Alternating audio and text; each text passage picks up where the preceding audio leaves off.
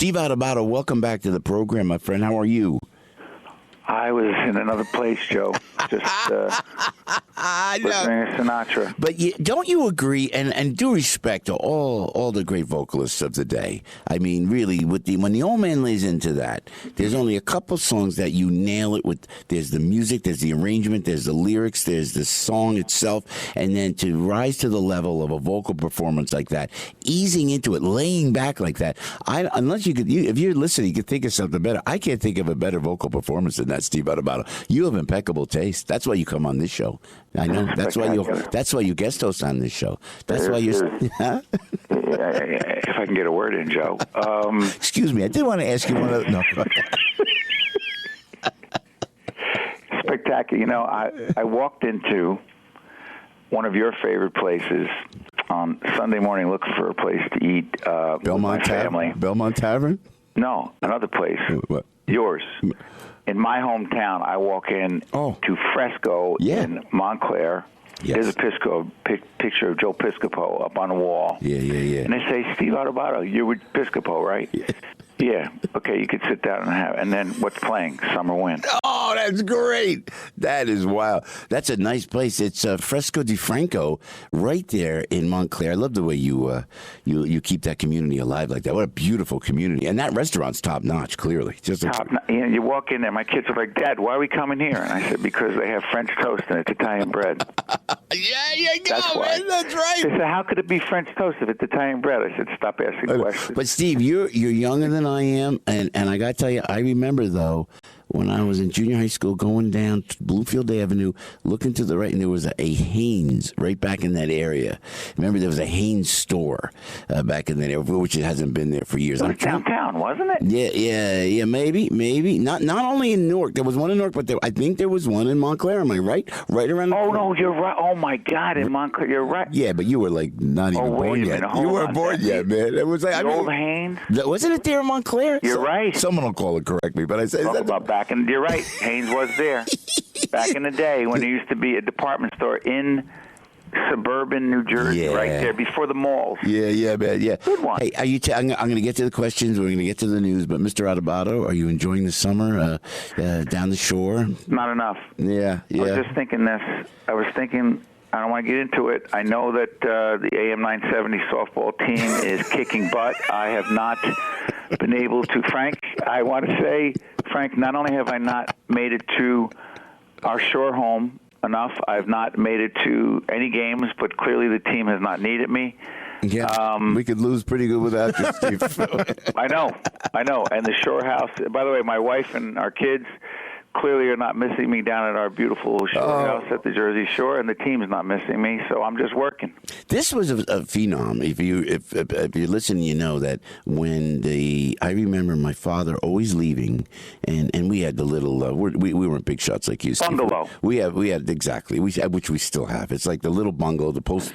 I think the houses were built like 1920 on the Long Beach Island. Little tiny. We love it. That was my version of the neighborhood with my Jewish friends and my Irish friends, the Italians, the Sicilians. It was a great time. To this day, we're all still there. Matter of fact, one of my guys from down there, Steve, is coming into the studio. It's the friendships that you have, which I think really strengthens our communities that we're from. So do you remember? I remember my daddy leaving Sunday nights, right? Because he'd have to go to work on Monday morning. That's right. And remember, they would come back like Thursday or Friday, and Daddy's here. I remember as a kid, that was the big news. So you'll get a big welcome when you go back down the shore.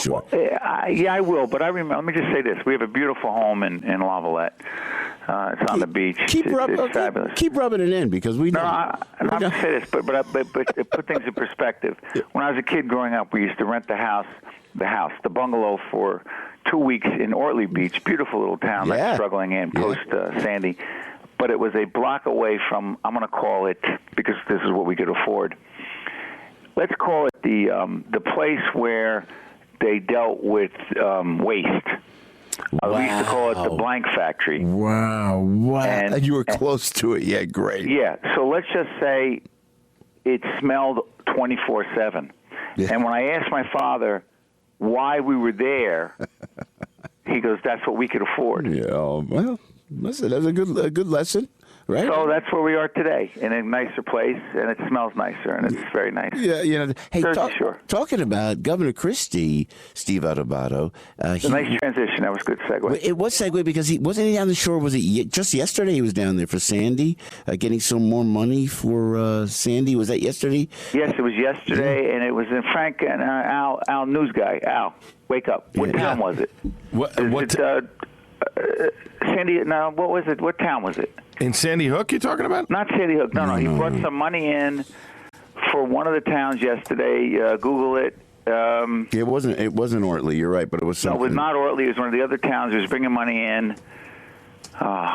Anyway, the governor came back to get off the presidential campaign trail to try to bring some money back. He was successful in bringing money back. Look, here's what happens. He comes back. So some Sandy money comes back. They're doing constantly rebuilding down there. Here's what happens. The mayor's there in the small town. Al will tell us while I'm stalling. Sure enough, you've got people protesting. Who's protesting? All the people that can't get back in their homes, all the businesses that aren't back up. And it's a classic example of when you are in an executive position and you're trying to get things done, some people are happy because good things are happening, and all the people who can't get the thing is not done, who do they blame? The person in charge. And that's what leadership is.